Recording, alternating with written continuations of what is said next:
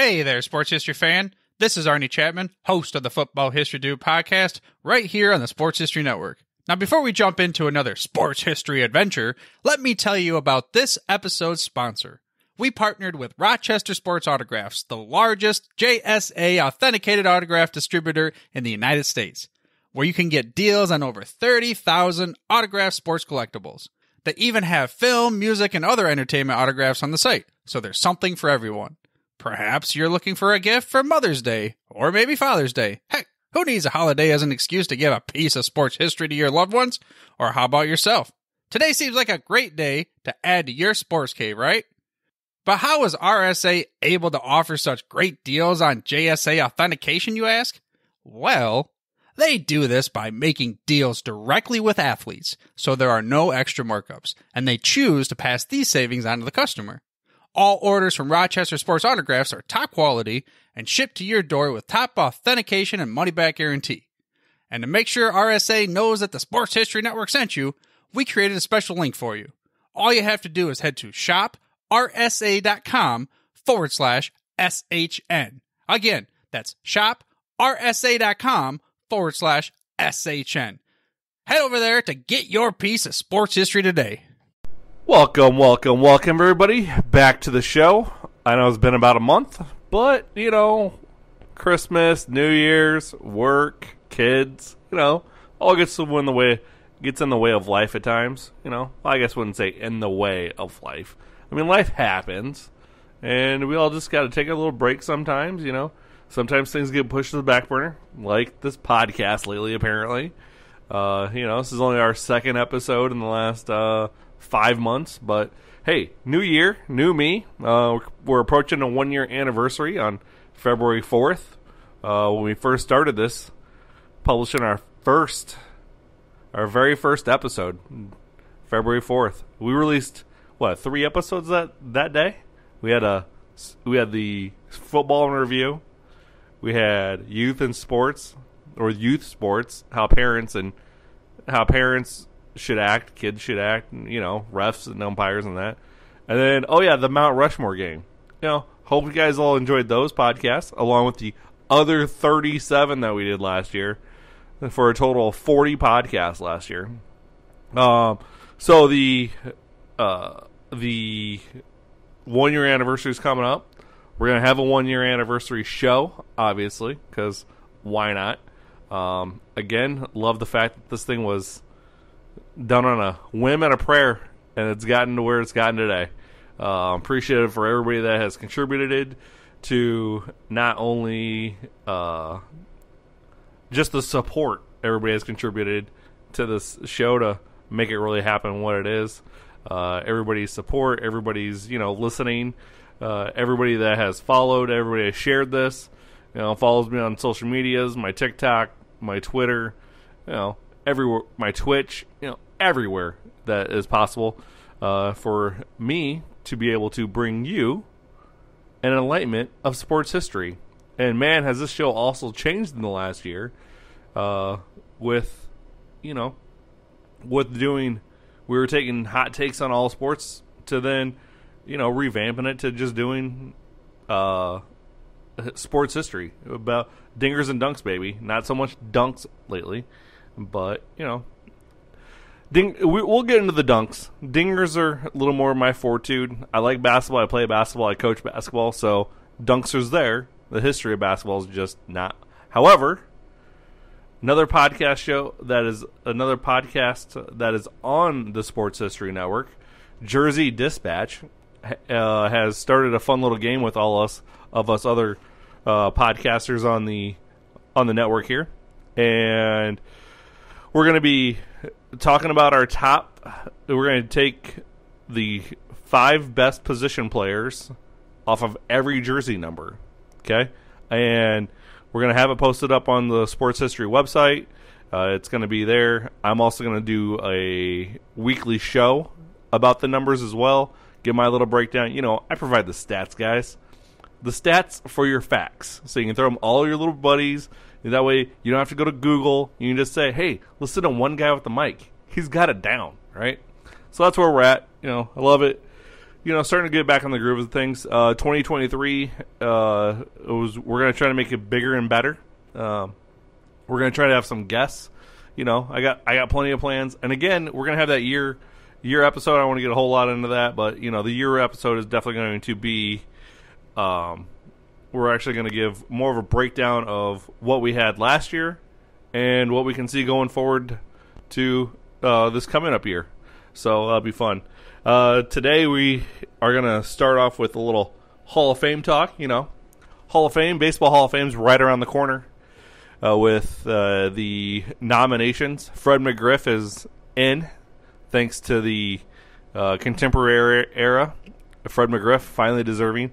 If you want to hear more about Fred McGriff, go back to my Hall of Fame snubs episode. Talk about Fred McGriff, Don Mattingly, and Keith Hernandez. How they all three should be in the Hall of Fame. Fred McGriff's in. We just got two more to get down. I'm not even a big Keith Hernandez fan, but Keith Hernandez, 14-time Gold Glover, definitely deserves to be in the Hall of Fame. All right. So before we get started, we always got to do our little Did You Know? All right. And this week's Did You Know actually comes from one of my coworkers that's busting out some facts for me the other day at work. My coworker, Chris Rager. He brought something to my attention that I never knew. Granted, I'm not a huge White Sox fan. I actually disliked the White Sox for the most of my life. Always would make fun of kids that were White Sox fans because, hey, I'm a Northie, all right? I'm a Northsider, Wrigleyville kind of guy. Show up with my business suit on, because that's how the stereotype of the Cubs. Show up in your polo and your jeans and, act like you're a fan and play on your cell phone and blah, blah, blah. And, Southsiders are gritty, tough, but each their own, right? So, hey, at least we all can try to get along, maybe, once in a while. And I think I'm going to have a little more respect from where the White Sox started and how they've progressed over the years. I mean, granted, the White Sox are named after the Cubs because the Chicago White Stockings was one of the Cubs' original names that they had. So, here's a little Did You Know that, like I said, just found out. The Chicago White Sox actually originated in my hometown as the Sioux City Cornhuskers. So we're tying even the Nebraska Cornhuskers into this as well.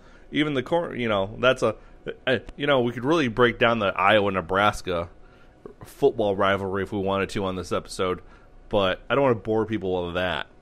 So the Sioux City Cornhuskers were of the Western League. The Western League was a minor league under the National League until 1901, when the Western League became the American League, the junior circuit. I think that's pretty much where that comes from. The White Sox were also Charles Comiskey basically bought them, bought the Sioux City Cornhuskers, moved them to St. Paul, where they became the St. Paul Saints, before they moved to Chicago and became the Chicago White Stockings in 1900. And then they were also the first team to actually term the White Sox, actually use that term Sox, S-O-X, as well. And like I said, I might not hate the White Sox as much anymore, knowing that they originated from my hometown. So that's a little fun. Fun fact. Now, today's topic, we're just going to get right into the meat of this. We're not going to beat around the bush. We're just going to get right down to the brass tacks here. Okay? Today's topic, we're going to talk about Kenny Lofton, who's no longer on the Baseball Hall of Fame ballot. Probably one of the best players in the 90s. Just saying. Especially for the American League. And then you have Andruw Jones, another player from the late 90s, early 2000s, that is on the ballot. He's in his 6th year on the ballot. And we'll get to more into him in a minute here. But he's on his 6th year on the ballot. Potentially could. There's that potential of being in the Hall of Fame this year. Okay? He's currently at I think last year was 41%. But hey, I got numbers on that, boys and girls and ladies and gents, children of all ages. We have all that coming up, okay? But first, we're going to start with Kenny Lofton, all right? Kenny Lofton was a speedster. He was a guy that stole bases. He was a guy that didn't hit for power. He got on base. Did what you needed to do from leadoff hitter, okay? He was drafted by the Houston Astros, 17th round in 1988, okay? He played at the University of Arizona, And he would make his major league debut in 1991 with, of course, Houston, playing in 20 games. Houston at the time had a center fielder already in the name of Steve Finley, and he was only 26 years old, so he was only a little bit older. He was about 2 or 3 years older than Lofton. So Houston ended up trading Lofton to Cleveland that offseason, and then Cleveland gave up Eddie Tabassi and Willie Blair. Okay, after the trade, Lofton was quoted as saying, "I know they gave up on me, and now I'm glad they did, because one man's trash is another man's treasure." So in 92, he makes his debut with the Cleveland Indians at the time, now the Guardians, and proceeds to have a slash line of 285, 362, and 365. So his batting average 285, on-base percentage was 362, and slugging percentage was 365. Obviously, Lofton wasn't a power hitter. Skinny, fast kid. Fast guy, you know. Very much of, if you've seen Major League, the movie, very much Willie Mays Hayes. Okay? He'd go on to steal 66 bases and caught only 12 times that year. All right, he batted leadoff and played center field. And as a rookie, he would end up finishing second in the AL Rookie of the Year vote behind the Milwaukee Brewers' Pat Listash. Okay? And yes, kids, Milwaukee used to be in the AL. All right? Then Houston became in the AL because, you know, there's a whole little expansion thing. There's a whole little Bud C League and blah, blah, blah. Okay? We'll have to go into that detail at one point of how Houston became the AL and Milwaukee became in the NL. You know, we'll go over that at one point. All right? So, he led with his 66 stolen bases that year. He led the AL. It was an AL record. It was and still is an AL record by a rookie, and it was also the most stolen bases by a rookie since Vince Coleman had stolen 110 bases in 1985. That's right, kids. People used to steal bases. Now today, I think they top out like 30, maybe 40. But back in the day, it would be still in 66, 67, topping 100. I mean, let's be real. We used to play a lot of small ball back in the day until we started hitting bombs, started hitting dingers now. Okay, so after the 92 season, he signed a 4-year, $6.3 million contract. And no, that wasn't $6.3 million per year. That was the entire contract. All right. So from 92 to 96, he would steal 325 bases and caught only 70 times. He also batted .316. He had a .382 on-base percentage, and he had a .437 slugging percentage. He also compiled 868 hits, 261 RBIs. He had 302 walks, and he stole 324. Oh, he struck out 300. I can't read my own handwriting sometimes. He struck out only 324 times, and he would score 542 runs. He hit 39 home runs as a leadoff hitter, and he was a 3-time All-Star during that time. 97, he went to the Atlanta for a year, and then 97 to 2000, he would return back to Cleveland, where he would steal another 136 bases, get caught 43 times, bat .297, have an on-base percentage of .387, and a slugging of .423, along with scoring 408 runs. Man, this guy did everything you wanted as a leadoff hitter. Just saying. And then from 2001 to 2007, when he retired, he played for 9 different teams during that time, which was his age 30 to 40 seasons. Okay. He still would steal 149 bases, even in his mid to late 40s. That's past your prime. Okay, he'd get caught 46 times. He still batted .288, so he's still getting a good clip as your leadoff hitter. Still getting on base 35.4% of the time. Right. He had a slugging precision of .415, so he still had a little pop, not much. He'd go on to hit 52 home runs. He'd have 296 RBIs. He would score 569 runs. While also having 921 hits. Over his entire 17-year career, he played 10 seasons with Cleveland, and then he spent a year or less with Atlanta, the White Sox, the Giants, the Pirates, the Cubs, the Yankees, the Phillies, and the Dodgers. During his career, he also made the postseason 11 times, and the World Series twice, playing it in 95 and in 2002. He led the AL 5 times in stolen bases. He led the Major League Baseball, the entire league, all of Major League Baseball, 3 times, and he holds the record of most stolen bases in the postseason with 34, one ahead of Rickey Henderson. Mr. Lofton was a 6-time All-Star. He was a 4-time Gold Glover. His career WAR, a 68.4. He had 2,428 hits, 130 home runs, a 299 batting average. He had 1,528 runs scored, 781 RBIs. He had 622 career stolen bases while only getting caught 160 times. Wow. That's a good percentage, boys and girls. Like that is by far probably one of the best percentages that you could actually have going, because that's your success rate was 76% is what your success rate was. So, and then he still had a 372 on base percentage. He had a 423 slugging percentage when he retired as well. Now, how does he rank amongst the best center fielders of all time? Well, his career WAR is 9th best.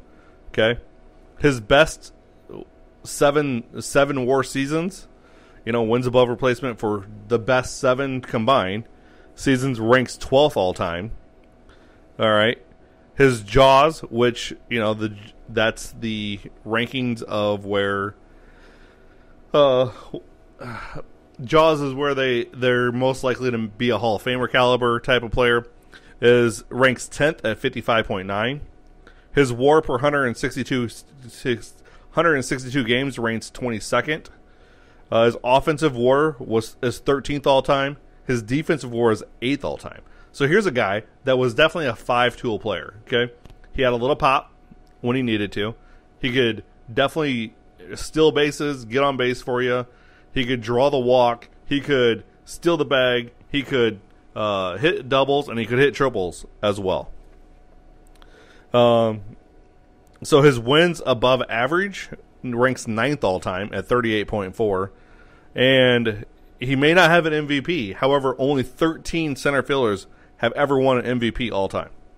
Now, okay, all right, Chad. All right, Mr. One Guy, Mr. Stats. You're telling me all these stats where he ranks in the top 12 for most of these stats, except for that one where it's 22nd. But that's because he didn't have any pop. It's because it limits the home runs, limits that offensive WAR. Okay, so you give me all these good stats and everything, but where does it rank with the average Hall of Famer, right? So, average WAR of 19 Hall of Famers at the position of center field is 71.6. Okay? So, where is Mr. Lofton? Oh yeah, 68.4. So, just a tick down, right? Where does his best 7 WAR, his WAR 7 of the 19 Hall of Famers is? Now, again, granted, this is only 19 Hall of Famers that are center fielders. Is their average is 43.4. What's his? His is a 43.4. Oh my gosh. What? There you go. There's the one mark, okay? Then you have the average JAWS is 58.5. He ranks 10th at 55.9. Okay? Now, and then obviously the WAR for 162 games of 19 Hall of Famers is 5.4. And Mr. Lofton here, his is 5.3. Again, a tick down. All right. So, Lofton's offensive WAR ranks ahead the following Hall of Famers: Andre Dawson, Larry Doby, Averill, Kirby Puckett, and Hack Wilson, and 11 others. Hall of Famers that are ahead of him are Richie Ashburn, Billy Hamilton, the 1888 to 1901 version, not the current version, Duke Snider, Joe DiMaggio, Ken Griffey Jr., Mantle, Tris Speaker, Willie Mays, and Ty Cobb. Now, here is a fun fact for you guys as well, because so we have these 19 Hall of Famers that have all these high averages, right? That's a little skewed by 4 players. Mays, Mantle, Speaker, and Cobb are in their own category because they are the only 4 with a WAR of 110 and above. Okay? So if you really take those 4 out, he really would. I mean, if you put those 4 in just their own separate category, because Mantle, Mays, Cobb, Speaker, you're talking about the probably 4 best center fielders of all time. Okay? And then you throw on Trout and Griffey, who each have 88s, 81s, and 88s, who are the next 2 in line. Like, if you take those 6 out, Kenny Lofton pretty much leads the rest of them, besides the, Richie Ashburn and all that. Okay, and the Billy Hamilton 1988 version or 1888 version, his defensive WAR. So as because I liked my Hall of Famers well-rounded. I don't like them all one side. I don't like how they say, oh well, Mike Piazza is a Hall of Famer because he's the best offensive catcher. Okay, but what did he do on defense? Oh yeah, that's right. He only threw out 16% of his runners. He was probably one of the worst framers ever, right? But he could hit 300. He hit home runs. Like, blah, blah, blah, blah, blah, blah, blah, blah. Okay? So, like I said, and I've always, if you listen to past episodes, I always talk about players that are well-rounded. Well-rounded players, right? Guys, as Ryan Sandberg said in his Hall of Fame speech, that played the game the right way. So, Willie Mays is the only Hall of Famer above him in defensive WAR. And again, Willie Mays puts it up there. 18.8 is Willie Mays's, okay? His wins above average, besides Mike Trout, he is the only non-Hall of Famer in the top 10. So, you have Trout and Lofton in the top 10 wins above average, okay? So, that's above the average player. Him, Mike Trout, and Lofton are the only 2 in the top 10, all right? So, where does this put me with Kenny Lofton's resume? Well, it puts me like he should still be on this ballot, if not in the Hall of Fame. As a guy that proved himself in the 90s and early 2000s, making multiple postseasons. He was always consistent in he consistently made the postseason.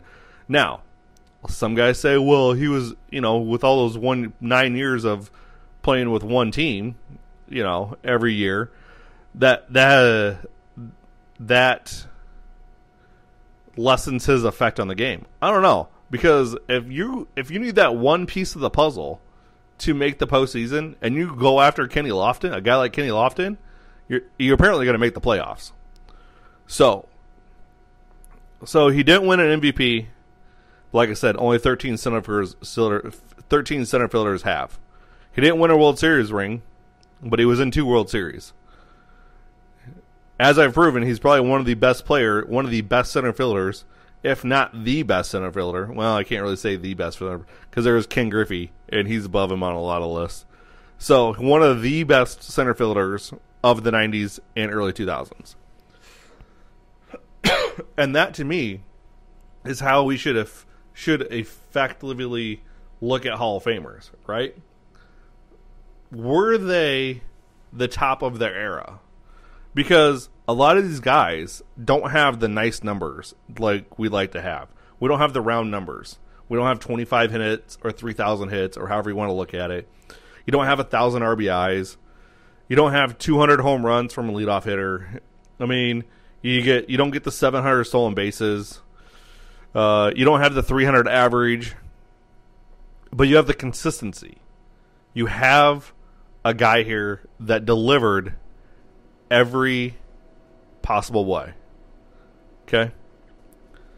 And like I said, every team felt he was the missing piece. Now, the only way Lofton gets in now is by a committee of his peers. Okay?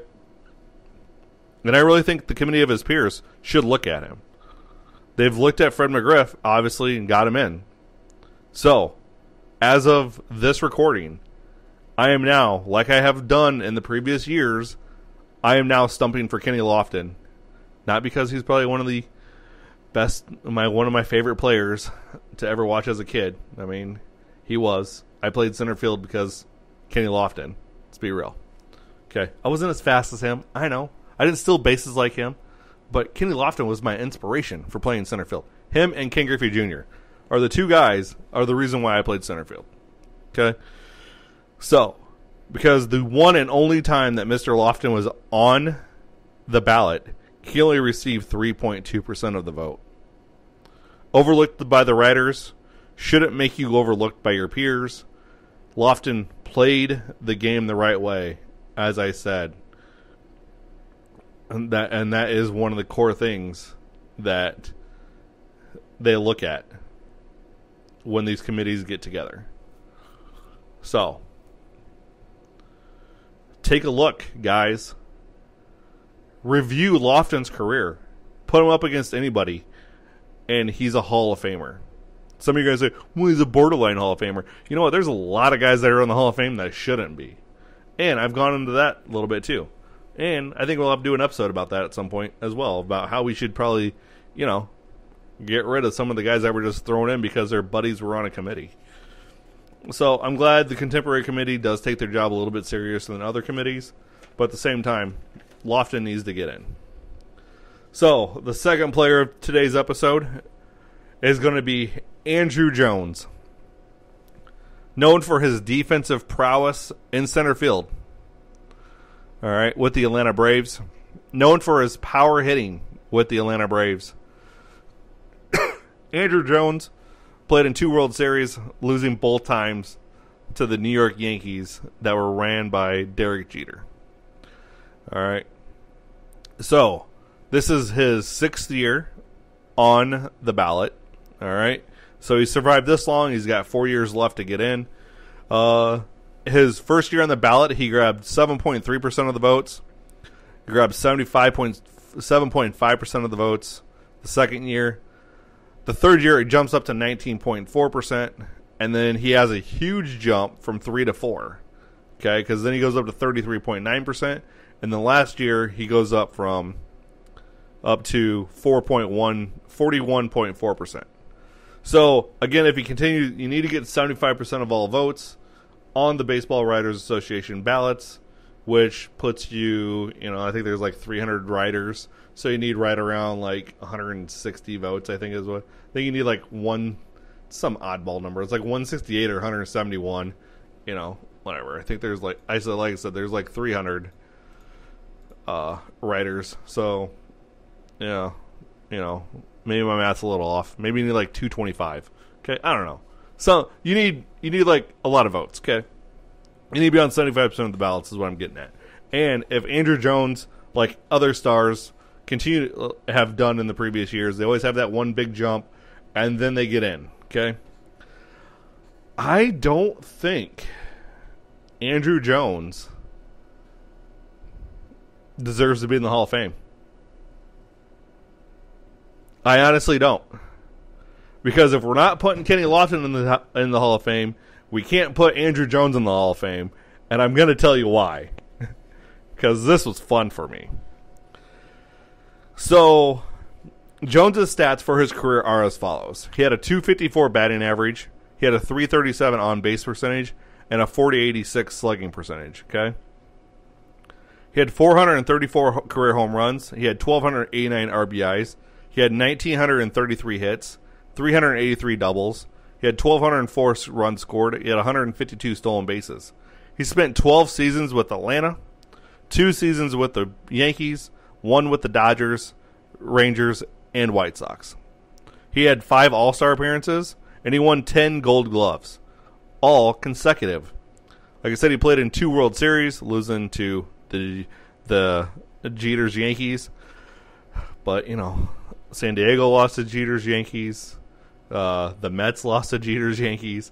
The only team that didn't lose to Jeter's Yankees was that when they made the World Series, besides Boston. I mean, Boston in 2004, 2001, Arizona Diamondbacks did not lose to the Jeter's Yankees. Okay? So all my Yankees fans out there, I had to twist that little knife a little bit, I guess. So he was a Silver Slugger winner and minor league player of the year. He is the youngest player to ever hit a home run in World Series history. He had 7 seasons of 30 home runs plus, and he had 1 year he hit 41, and another where he hit 51. Okay, he had over 100. He had hit over 100 RBIs 5 times. His career WAR is that not roar like I'm not a lion right now. His career WAR. What is it good for? Sorry, ADD kicking in. All right, his career WAR is wins above replacement, 62.7. Wins above average is 35.9. His offensive WAR is 39.8. His defensive WAR is 24.4. Let me rephrase that to you again. 24.4 was his defensive wins above replacement. Second place is Willie Mays at 18.8. His defense is extraordinary. Andruw Jones' defense ability is mind-boggling. Okay? I should have been playing center field because of Andruw Jones, not because of Lofton. I mean, Lofton, like I said, ranked 8th. But Andruw Jones is the epitome of being a defensive center fielder. Okay? 24.4. That's like Jerry Rice for you football fans out there that decide to listen to a baseball podcast. Which, hey, that's cool. You know, we all have our little niches, I guess. You know, or have little secrets. You know, I won't tell your football buddies that you're listening to a baseball podcast. I promise. Okay. But just put this in football terms. Okay. Jerry Rice is 25% more ahead of the second guy, of the second guy in receiving yards, and that's what Andruw Jones is. Andruw Jones is like 25% ahead of Willie Mays for defensive metrics. Like, and you got to remember, Willie Mays played at the Polo Grounds, right? He made over the head catches. Willie Mays was a badass center fielder, and then you have Andruw Jones. Okay. Hence the reason why he won 10 gold gloves consecutively, right? So, Jones was a power-hitting right-handed center fielder that was, like I said, a defensive phenom for his first 12 years. This is where the kicker gets in. For 12 straight years, he provided the power, the defense, he did it all, okay? Then his age 30 season, after his age 30 season, he had a major drop-off. Offensively and defensively. I don't think he'd be, I don't know. I think he'd be borderline Hall of Fame before, if he just played 12 seasons. Because it probably could be like the Sandy Koufax effects, where Sandy Koufax had like 6 really good seasons, and it was his last 6 seasons that he had really, really stellar, and then he retired, okay? But he had 12 years in the league. But it was like I guess not really last 6. I guess it was probably the last 8 maybe. His first 4 or 5 years were absolutely bonkers, and then his last 6 were not very good at all. And then his last 6, 7, 8 seasons was when he really put in those dominant numbers.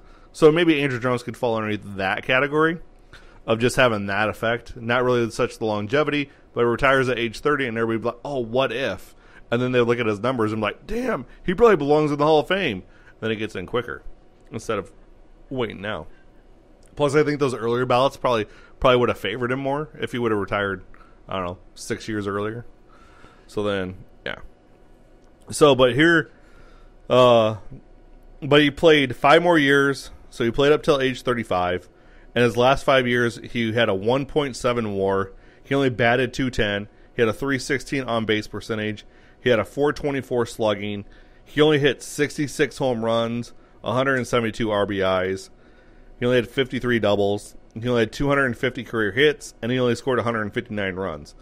I mean, those stats right there was like Sammy Sosa's, 2001 season maybe, right? When he hit 66 home runs.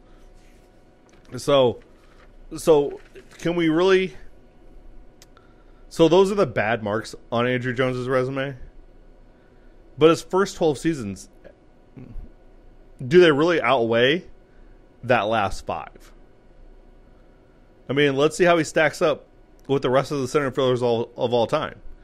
His career WAR is 14th all time. His WAR 7 is 9th all time. His JAWS is 11th. His WAR 162 is 39th. His offensive WAR is 51st. His defensive WAR is number 1 again. His wins above average ranks 11th. And then he's 51st in hits, 30th in doubles, 217th in triples. He's 6th in home runs, though. I mean, there's that. Behind Hall of Famers Mays, Griffey Jr., Mantle, and Dawson. Okay?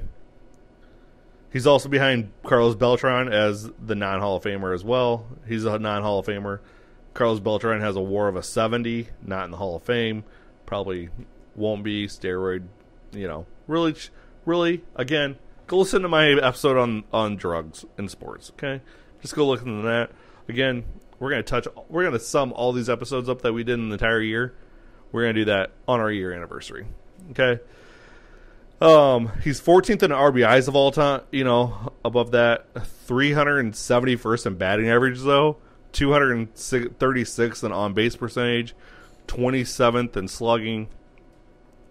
So with all these rankings, I mean, and I've already gone through Kenny Lofton, and Lofton ranks ahead of him in everything but defensive WAR and JAWS is the only thing that, or his WAR 7 is the only thing that Lofton doesn't rank ahead of Andruw Jones on. So I guess the question for Andruw Jones is, does his defense metrics make him more worthy of for the Hall of Fame than what he actually is? Again, if we compare him to Kenny Lofton, Lofton ranks higher in WAR, JAWS, WAR 162. I mean, Lofton even ranks higher in offensive WAR, wins above average. Lofton's hits, he's 19th. They're tied for doubles. Lofton ranks 22nd in triples. Jones ranks higher in home runs, RBIs. Lofton ranks higher in average at 64th. On base percentage at 60th. And Jones beats him in slugging percentage, obviously, because Jones had the home runs. So, like I said, just this comparison between Lofton and Jones shows that Lofton, if you're going to put Jones in, then Lofton should be in as well. And I really think we put a lot of weight onto those Gold Gloves, which is fine. And his defensive metrics, which is fine. We can do that. But in his home runs, we always put weight to how many home runs you have. But the rest isn't there for me in this case. And I really try to stump for guys to be in the Hall of Fame. I really do, because I think there's a lot of guys that don't last long enough in the ballot. They had great careers that were undervalued, even though they had great careers. They just were on the wrong team. They didn't win a championship. They weren't nice to the press. They weren't always open to the press, it was just one of those things. But Andruw Jones, I liked him as a player. I mean, I hated the Braves because of the whole Maddox deal. I'll have to talk about that sometime, deal, where Maddox decided to pick the Braves over the. Well, he didn't pick the Braves over the Cubs. His agent picked the Braves over the Cubs, and the Cubs did offer him $500,000 less than what the Braves did. Unfortunately, the Tribune apparently couldn't come with under $500,000. Excuse me.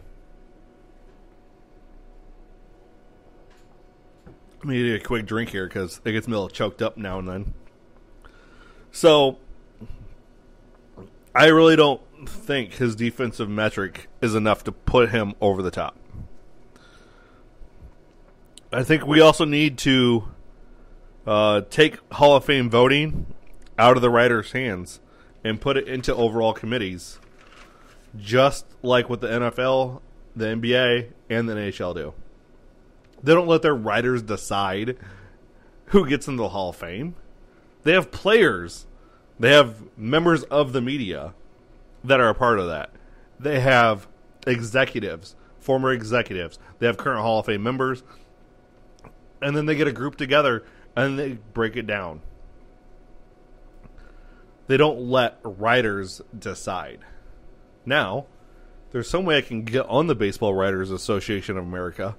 Then my stance might change a little bit, because then I would be a voting member. But I don't know how do you do that. So maybe that's what the goal for 2024 is. Become a member of the Baseball Writers Association. Maybe, do you have to write, or can I just do a podcast? I mean, that's perfect, right? And I hate that. I hate that the writers have that control, because the writers have biases against the players. Like I said, it all just weighs it down. Like, and I get it. There's players back in the 60s, 70s, and 80s that put their buddies in from the 20s, 30s, and 40s that probably don't belong. But it's out of my hands, out of your hands, and I just don't think that's where it should be at. Now, let's really sum up one thing. Tim "The Rock" Raines, okay? He was a guy that played for the Expos that everybody stumped for him to get in the Hall of Fame. He gets in the Hall of Fame. You know who had a better run between the age of 24 and 37 than Tim "The Rock" Raines? Kenny Lofton. So, we really got this thing screwed up, folks. Kenny Lofton should be on the ballot, if not in the Hall of Fame. In my opinion, Andruw Jones should not be in the Hall of Fame. It's not against Andruw Jones. It's really not a knock against Andruw Jones.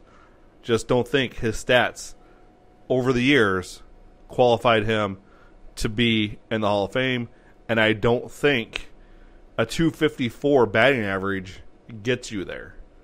Because like with Mattingly and with Hernandez, their batting averages were almost 300. I mean, I still like the 300 attitude, okay? But I still like the 400. I feel like 400 home runs is sufficient. But a 254 batting average, yes, you're great defensively. I don't think 10 Gold Gloves outweigh what you didn't do on the offensive side, even though you hit a lot of home runs. All right. So, we're going to wrap this up. And I really appreciate you listening to me rant about this. A lot of my Braves fans aren't going to like this opinion. But it is what it is, guys. And if you feel like I misspoke, or if you feel like there's some evidence I should look at, please reach out. Please send me a tweet. Get my DMs. All right. Come at me with your facts, with your stats. We'll have a debate, friendly debate. Love it. I love a friendly debate. Again, next week we're going to be starting. We're going to start the Jersey series on basketball players. Go to sportshistorynetwork.com. We're going to have the rankings up there that fans can vote on. Also, go to sportshistorynetwork.com and go to our shop. All right, go to the shop. There's some One Guy with a Mic merch that you can buy. Okay, now we need to do that. We need to get to the One Guy with the Mic store over there, and you guys need to buy some merch. You need that coffee mug, mouse pad. I don't know, a whole bunch of cool stuff in there. The shirts you can get with my logo on it, the logo that you see on your podcast screen here.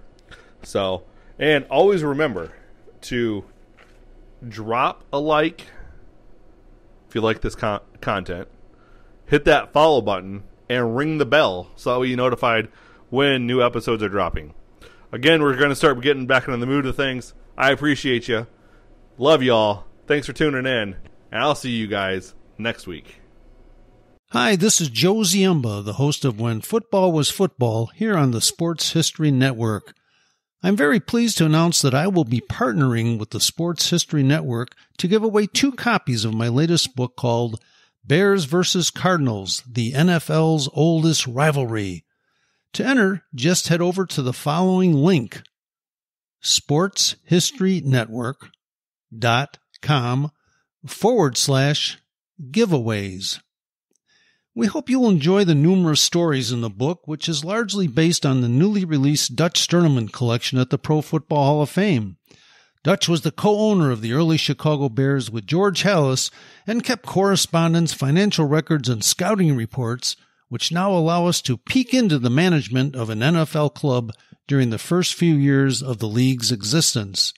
Along the way, we'll meet unusual gridiron characters from years gone by, including a quarterback who could throw the ball farther behind his back than he could throwing it forward, a Bears lineman who was such a good tavern fighter that he decided to enter the boxing universe, and a Cardinals halfback who gave up the NFL rushing title by deciding to not show up for his team's final game of the season. And can we forget the time the Al Capone mob interrupted a Bears-Cardinals game?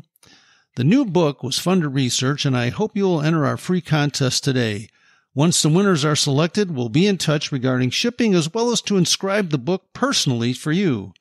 This might make a perfect gift for Mother's or Father's Day, or simply add it to your own personal collection. Once again, enter by visiting sportshistorynetwork.com/giveaways. Thank you and good luck.